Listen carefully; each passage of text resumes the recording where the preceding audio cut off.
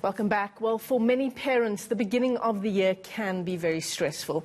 It could be even more stressful for parents who have a child starting in grade 1 and, of course, in high school as well.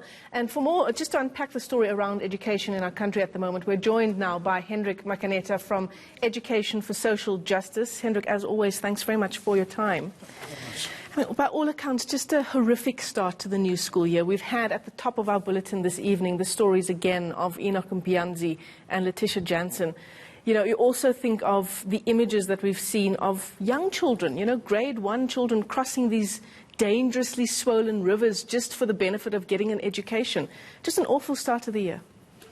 Very difficult start of the year, which brings a lot of pain and suffering, misery to our learners, but not only learners, but also their parents. If you also check in the Gauteng province where some of the learners were not placed on time, and, this led to bunches and so on, demonstrations by some of the parents in Pretoria North. And, we also are concerned really about the death of the deaths of the two boys, Mpianzi, as well as the other one who was buried last week. We are concerned that, no one is taking full responsibility for the untimely death of Mpianzi in particular. And it is for this reason that as an organization, we also want to call upon the DBE to take full responsibility. In as much as they've suspended the principal, we applaud that. But at the end of the day, that is a public school. The principal reports to district officials, and the department must find a way, to compensate the family. I mean, if you call up those images of those little children crossing that river to go to school, crossing the river with their school clothing in a plastic bag above their heads as they walk across this swollen river. I mean, these are the kinds of things that should be keeping our government officials up at night. It cannot be so difficult for our children to access their constitutional right of an education. Exactly. I mean, this reminds me of the apartheid era, because we saw these things used to happen during apartheid. I mean, our parents used to cross the rivers because government did not prioritize the education of especially black children. So if it is happening in the democratic dispensation, it is a cause for great concern. And that is why... I mean, that's putting it mildly. It's a massive embarrassment. It should not be happening. No, it should not be happening at all. Together with the children who, pit toilets, which are not yet resolved, even as we speak, despite the fact that, President tried to also intervene. But we still have these backlogs of unresolved pit toilets, which affect mainly the Limpopo province and, Eastern Cape, some of these rural provinces.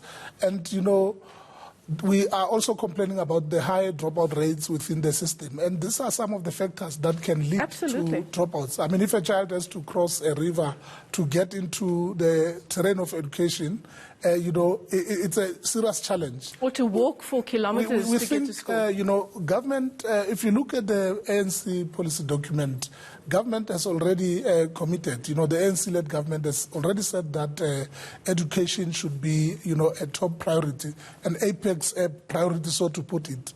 But, we think that almost 10 years down the line since it was adopted, it is not an apex priority. It's one thing to put something on paper, but on the other hand, implementation, it's a very, very huge problem.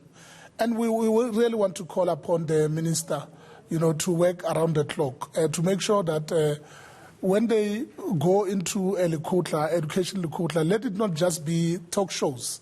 Because currently a lot of meetings are held, safety summits are held. But even after these summits have been held, you don't see any concrete proposals that were taken in the summits being implemented to make sure that we reduce the high level of violence that affects our schools. The same goes for the children who come from destitute families. And, we think that at some point, really, we need to come together as society just to make sure that, we find a way to resolve these challenges, because it appears as if the authorities are failing. And I mean, how do we talk about readying our school children for the 4th industrial revolution when we can't get the basics right? It's a challenge. We are unable to get the basics right. We honestly, that is really a challenge. I mean, the jobs that exist today, will not be there in the next few years. And we are still, stuck with the old methods, of teaching our learners. The same methods that were used 10 years, 15 years ago are still being used today. And if you go into the public schools, it is even worse there because, resources are not put in place. But at the same time, we must also applaud, some of the MECs who are doing well. I think the MECs such as Banyaza, for example, in Gauteng, has really found a way to put some of these resources. But again, we must caution communities, to look after these resources, especially in, if you look at a school called Tukelo recently, where the school was torched and some of these technological equipments were stolen. We think that communities must find a way to own up the schools. Schools don't just belong to government. Communities have to find a way to say, this is our school and we shall guard it at all times. Yeah, absolutely. We can't be burning down our schools. Hendrik, thanks as always for coming into studio. Hendrik Makaneta is from Education for Social Justice, and just so many gaps in our education system still as we embark on 2020.